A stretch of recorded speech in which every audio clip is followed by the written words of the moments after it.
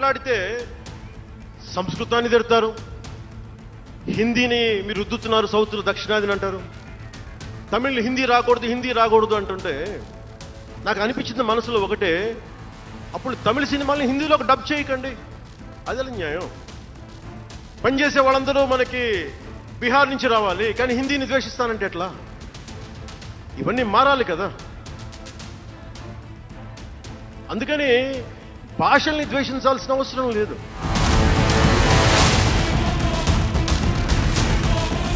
ये पवन कल्याण हैं, आंध्र प्रदेश के उप मुख्यमंत्री हैं, जनसेना पार्टी के प्रमुख हैं, तेलुगु सिनेमा के सुपरस्टार माने जाते हैं।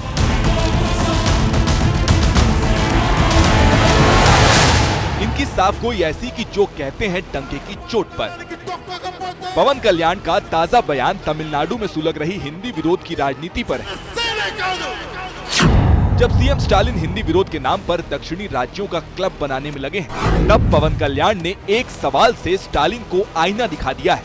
पूछा है, तमिलनाडु के नेता एक तरफ हिंदी का विरोध करते हैं, दूसरी तरफ तमिल फिल्मों को हिंदी में डब कराकर पैसे कमाते हैं, ऐसा क्यों? ये पाखंड नहीं तो क्या है?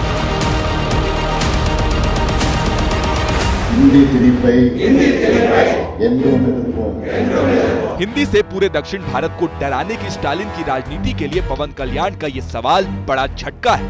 कई दिनों से स्टालिन की राजनीति एक सूत्री कार्यक्रम पर चल रही है, वो है नई शिक्षा नीति के 3 भाषा फॉर्मूले का विरोध। स्टालिन हवा बना रहे हैं कि केंद्र तमिलनाडु पर हिंदी थोप रहा है, जिससे तमिल भाषा को खतरा है।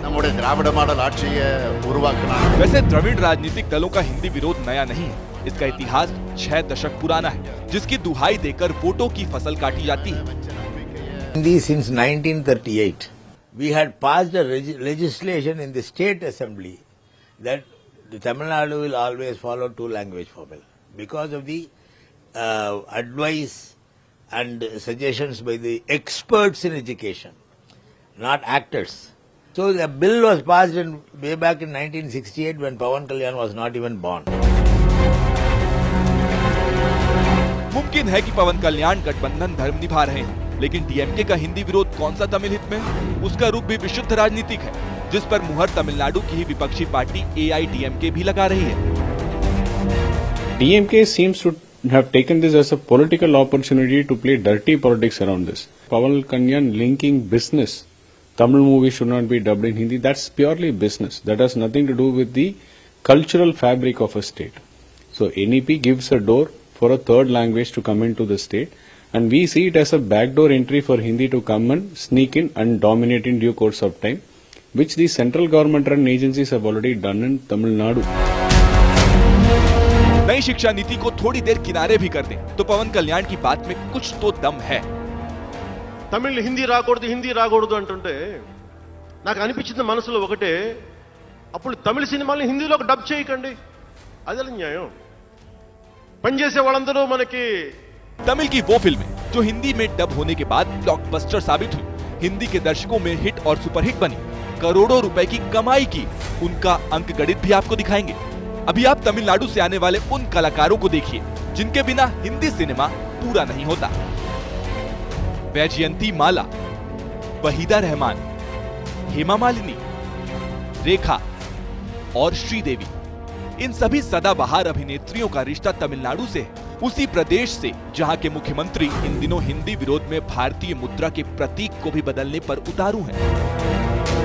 लेकिन वो भूल जाते हैं कि तमिल फिल्मों के सुपरस्टार रजनीकांत, कमल हासन, सूर्या, विजय, अजीत कुमार, धनुष, विक्रम, विजय सेतुपति, कार्ति और विजय कुमार की अदाकारी हिंदी फिल्मों के दर्शकों में भी उतनी ही लोकप्रिय है जितनी कि तमिलनाडु में।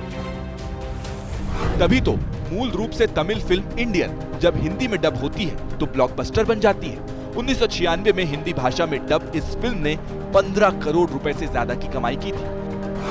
इसी तरह से 2010 में तमिल से हिंदी में डब एंथिरन भी ब्लॉकबस्टर साबित हुई और 32 करोड़ रुपए से ज्यादा की कमाई की।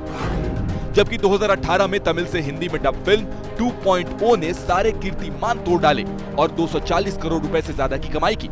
बॉक्स ऑफिस पर यह फिल्म सुपरहिट मानी गई।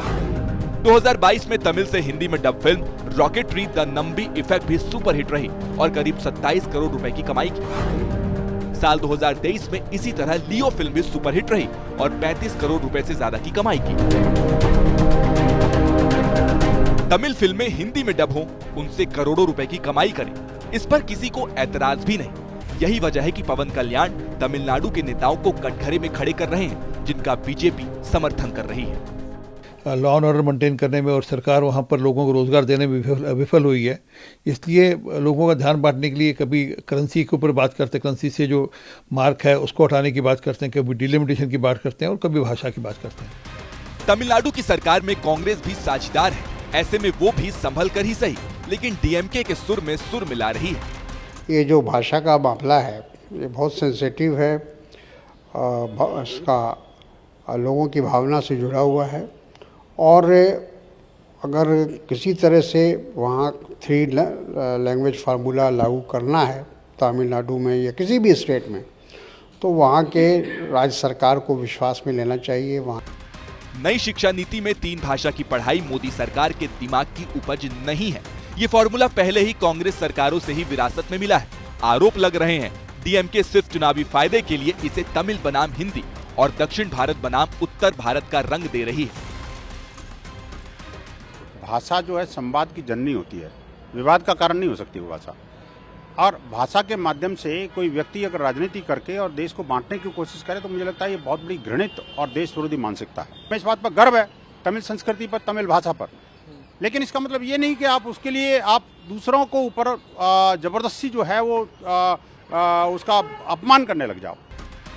भाषा को तोड़ने नहीं बल्कि जोड़ने का जरिया बनाना चाहिए। तमिलनाडु के बच्चे भी अगर फर्राटेदार हिंदी इंग्लिश बोलें और इसी तरह से हिंदी भाषी राज्यों के बच्चे भी बेहिचक इंग्लिश और तमिल या कोई अन्य दक्षिण भारतीय भाषा बोले पढ़ें, तो इससे बेहतर क्या हो सकता है। ऐसे दौर में जब काशी तमिल संगमम हो रहा है, तब हिंदी विरोध की द्रविड़ राजनीति न तमिलनाडु के लिए अच्छी है और न ही देश के लिए।